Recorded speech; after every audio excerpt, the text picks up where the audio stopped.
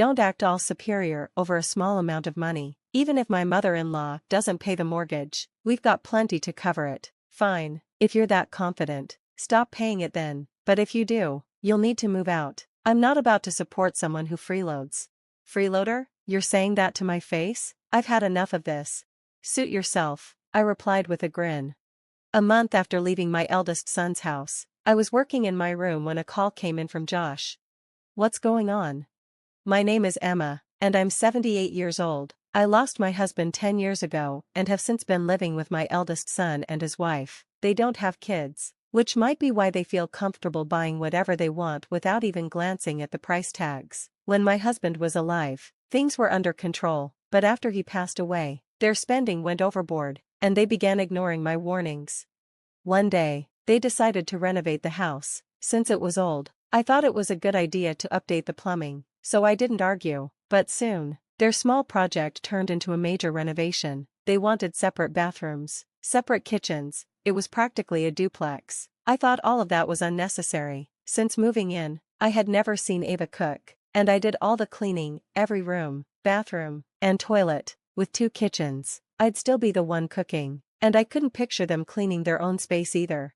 I voiced my concerns, but Ava insisted they'd take care of household chores if we separated the spaces. I wondered why I should go through all this trouble and expense, but once they decide on something, there's no stopping them. Since I also planned to live there long term, I didn't want any regrets about what could have been done, so I eventually agreed to the duplex plan. At least now I won't have my mother-in-law nagging me. Living with parents is such a hassle. This will reduce stress. They casually chatted between themselves, even though I was within earshot.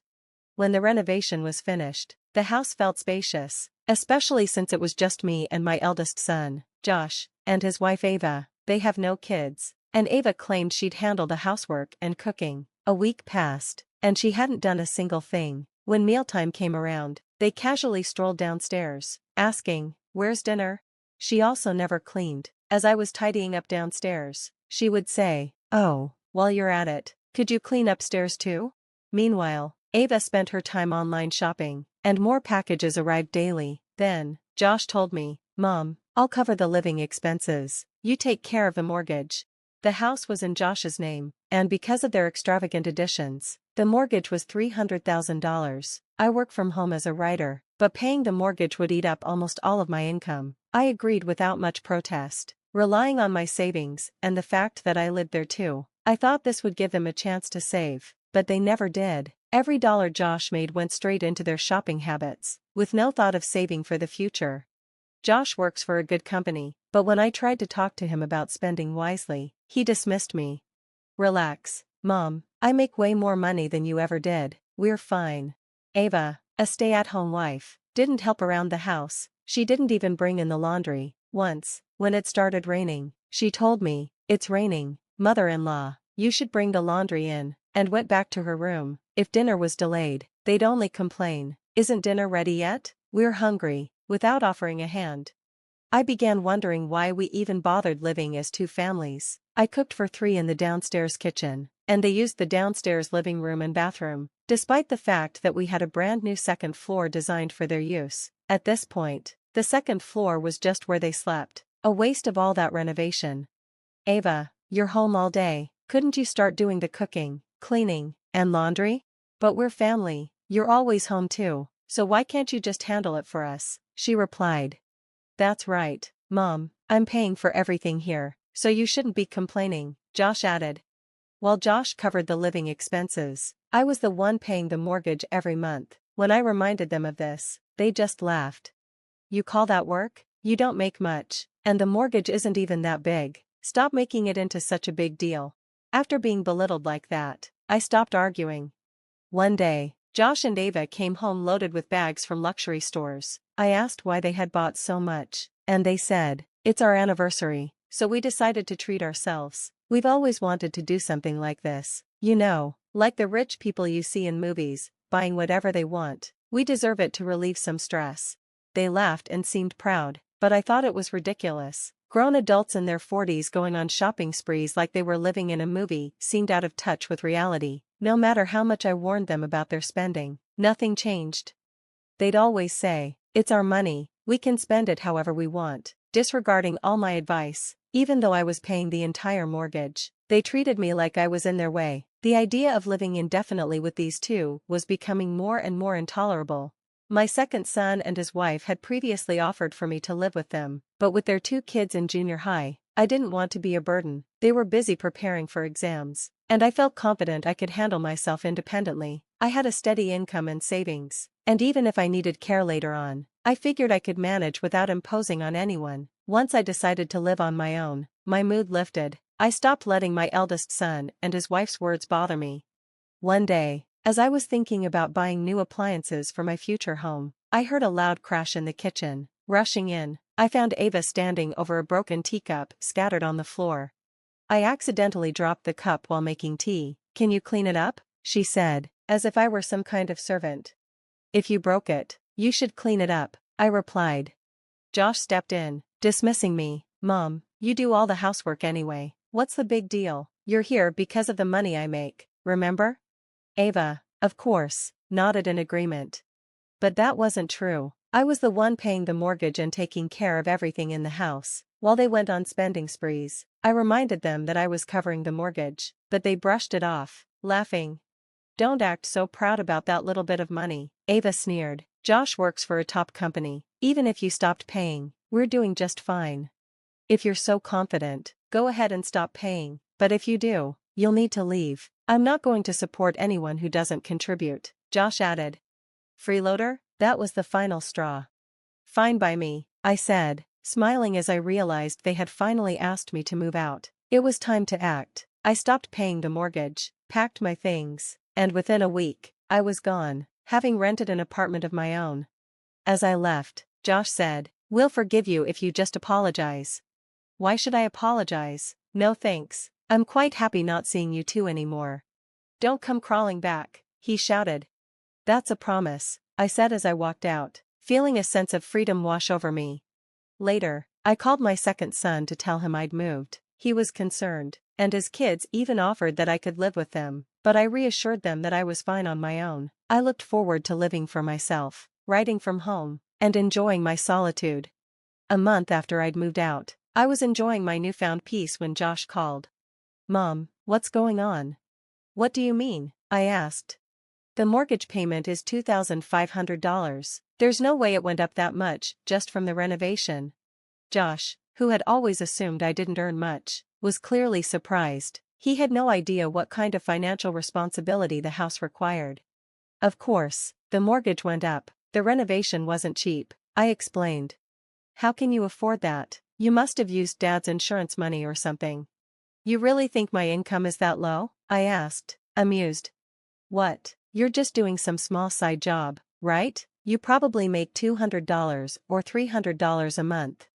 I was floored by his ignorance. "I've been paying the mortgage every month." "What?" I never shared my financial situation with Josh and Ava because I knew they'd only ask for more, but I was still surprised by how low they thought my income was. "You're the one with a good salary. Why don't you cut back on your spending and live more modestly? You'd be fine." "We've got credit card bills to pay." "Well, sell all the luxury stuff you've bought and start living within your means." "Why didn't you say something before?" Josh snapped. I could only shake my head. "You two are the ones who've been overspending, not me." Josh's tone changed. "Where are you living now? You're staying with my brother, aren't you?" "No, I'm living in my own apartment." "You planned this all along, didn't you? You knew we'd end up in this situation. You're the ones who told me to move out and stop paying. Now you're blaming me?" Josh fell silent, finally understanding the reality of the situation. Weeks later, Ava called. "Mother-in-law, could you come back? The house feels so empty without you." I could hear the desperation in her voice, but I wasn't fooled. "Did Josh tell you I'm not responsible for the mortgage anymore? I have no reason to come back. You two need to figure out your finances." "But we've maxed out our credit cards. Please, can't you just come home?" "I'm perfectly happy living on my own, thank you. Now, I only have to cook for myself. There's no one to nag at me, and I'm finally living on my own terms. If I went back, it'd mean returning to endless chores, cooking for 3 people again, and likely taking on the house payments too." "I'll handle the chores, and we'll take care of things," Ava promised. You said the same thing before we renovated. I'm not falling for that twice, I replied, ending the conversation there. Despite that, my son and his wife kept calling, but I had no intention of returning. I knew if I did, I'd end up back in the same situation, with them plotting to use my money all over again. Months went by, and Josh's calls became more desperate. If you don't come back, we'll be forced to sell the house. Then go ahead and sell it, I thought. That house didn't hold any meaning for me anymore. After I told him to do whatever they needed to, they ended up listing the house for sale. The debts were mounting too high for them to manage. They blamed me when they couldn't sell it at the price they wanted, but the truth was, the house wasn't in great shape or in a desirable area. Even after renovations, they had to slash the price to find a buyer. Eventually, Josh and Ava moved into a tiny apartment, still struggling under the weight of their mortgage and credit card debt. You'd think they'd focus on paying off their bills, but instead, they argue constantly, most of it about money. They used to love shopping without worrying about the cost, but now they can't splurge like before. Their shared addiction to shopping remains, though, they just do it behind each other's backs. They don't mind their own spending but get furious when the other indulges. Josh feels that, because it's his paycheck, he should be able to spend it how he likes. Ava disagrees, insisting it's their joint money as a married couple. Both are caught up in their own selfish desires. It's no surprise they're constantly at odds. At work, Josh's stress began to show. He started lashing out at his coworkers, which ultimately led to his demotion. Meanwhile, Ava still reaches out to me for help, though she isn't doing much herself. She stays home all day, not even attempting to contribute. Usually, you'd expect someone with debt to try and work their way out of it before asking for help. My advice to Ava was simple: stop waiting for someone else to fix your problems. Take action yourself. After I sent her that message, I didn't hear from her again. I have no idea what happened to them afterward. It's been a year since I left their house. I'm still working and enjoying a peaceful life on my own. Just recently, I took on an assignment to write a feature about bakeries. While visiting different spots, I discovered a passion for bread making. Now, I'm enrolled in a bread making class.